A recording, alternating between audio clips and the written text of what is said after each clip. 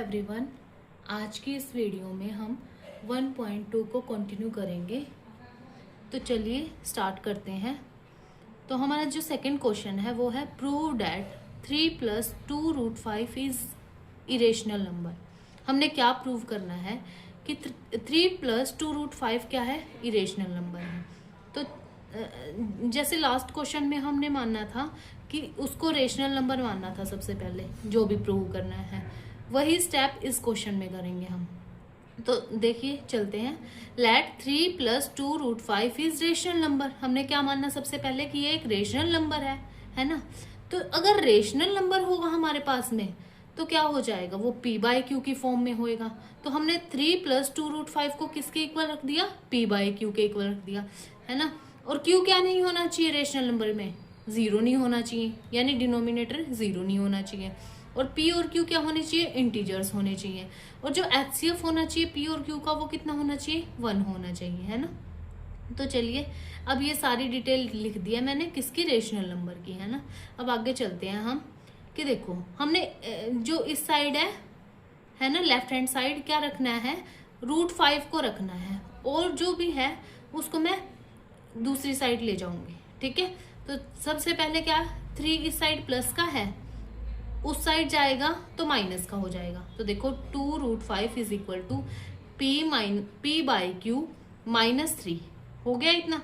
अब देखो ओनली √5 को लेफ्ट हैंड साइड रखना है हमने, है ना। तो √5 को इस साइड रख लिया, 2 √5 के साथ मल्टीप्लाई में, उस साइड जाएगा तो डिवाइड में हो जाएगा। इस पूरे के किस में हो गया, डिवाइड में हो गया। तो ये होगी हमारी फर्स्ट इक्वेशन, ठीक है। अब एक चीज देखो, हमें पता है जो √5 वो क्या होता है, अगर प्राइम नंबर के ऊपर रूट अंडर द रूट है तो वो इरेशनल नंबर होता है ना। लेकिन अब हमें पता है p/q क्या है, रेशनल नंबर है। अब रेशनल नंबर में से कुछ माइनस करें तो भी क्या रहेगा, रेशनल नंबर ही रहेगा। कुछ डिवाइड करें उससे तो भी क्या रहेगा, रेशनल नंबर ही रहेगा, है ना। तो सिंस जो हमारे पास p/q -3/2 क्या है, रेशनल नंबर है ना, ठीक है। तो and we know that √5 is an irrational number. तो हम जानते हैं √5 क्या होता है, इरेशनल नंबर होता है ना। तो फ्रॉम इक्वेशन फर्स्ट, क्या इरेशनल नंबर रेशनल नंबर के इक्वल हो सकता है, नहीं हो सकता ना, है ना, ठीक है। तो √5 इसके इक्वल नहीं हो सकता। तो जो हमारी एजम्पशन है वो क्या है, रोंग है। और 3 + 2√5 क्या है हमारे पास में, इरेशनल नंबर है, ठीक है। तो ये हमारे पास में प्रूफ हो गया। अब जो नेक्स्ट है हमारे पास में थर्ड क्वेश्चन है, तो क्या करना है, prove that the following are irrationals, है ना। हमने प्रूव करना है जो भी हमारे पास में सब पार्ट गिवन है वो इरेशनल है सारे, है ना। तो सबसे फर्स्ट है जो हमारे पास में, तो फर्स्ट क्वेश्चन है वो है 1/√2, है ना। तो सेम प्रोसीजर, स्टेप 1 में क्या करना है, सबसे पहले इसको रेशनल नंबर लेना है हमने कि let 1/√2 is a rational number. अब रेशनल नंबर के जो भी जो रेशनल नंबर के बारे में लिखना है सारा कुछ, है ना। इसको किसके इक्वल लिखना है, p/q की फॉर्म में लिखना है। q ≠ = 0, pq क्या है, इंटीजर्स है, और HCF जो pq का वो क्या आ जाएगा, 1 आ जाएगा। अब क्या करना है हमारे पास में, हमने अब क्या लेना है, रेसिप्रोकल लेना है। तो रेसिप्रोकल कर देंगे, 1/√2 है वो हो जाएगा √2/1। जो p/q है वो क्या हो जाएगा, q/p हो जाएगा। तो हमने रेसिप्रोकल कर दिया इनका, है ना। अब अगर √2/1 होता है तो उसको हम √2 लिख सकते हैं, इज इक्वल टू क्या हो जाएगा, q/p हो जाएगा हमारे पास में, ठीक है। अगर हमारे पास में p/q है वो क्या है, रेशनल नंबर, है ना। तो अगर हम उसका रेसिप्रोकल करते हैं ना, उल्टा करते हैं, तो वो भी क्या हो जाएगा, एक रेशनल नंबर ही हो जाएगा हमारे पास में। क्या हो जाएगा, एक रेशनल नंबर ही, है ना। तो q/p is a rational number, है ना। And we know that √2 is a irrational number. हम जानते हैं कि √2 तो हमारे पास में इरेशनल नंबर होता है, प्रूव भी कर चुके हैं चीज हम, है ना। तो फ्रॉम इक्वेशन फर्स्ट, जो √2 है वो जो इरेशनल नंबर है वो रेशनल नंबर के तो इक्वल हो नहीं सकता। तो √2 है वो q/p के इक्वल नहीं हो सकता। तो जो एजम्पशन है हमारी वो गलत है, रोंग है। 1/√2 क्या है हमारे पास में, इरेशनल नंबर है। अब आता है 7√5, इसमें भी सेम करेंगे हम। 7√5 को रेशनल नंबर ले लेना है हमने, फिर वही प्रोसीजर करना है सेम, है ना।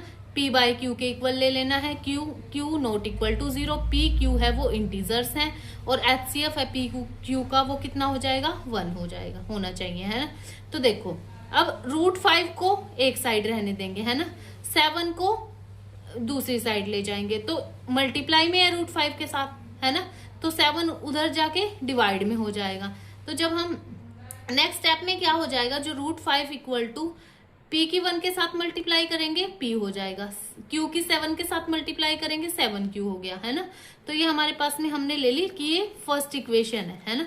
तो फर्स्ट इक्वेशन है। अब देखो, चाहे हम p/q में किसी की मल्टीप्लीकेशन कर दें, है ना, रेशनल नंबर में मल्टीप्लीकेशन कर दे, डिवीजन कर दे, कुछ भी कर दे, वो रेशनल नंबर ही रहेगा।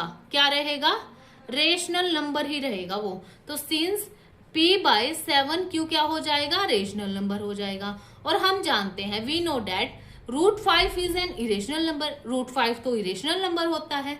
तो ये भी हमारे पास में देखो, तो रेशनल नंबर इरेशनल नंबर के इक्वल कैसे हो सकता है, नहीं हो सकता, है ना। तो √5 है वो कभी भी p/7q के इक्वल नहीं हो सकता, है ना। तो अवर एजम्पशन क्या है, रोंग है। 7√5 क्या होएगा, इरेशनल नंबर होएगा। यही हमने क्या करना था, प्रूव करना था।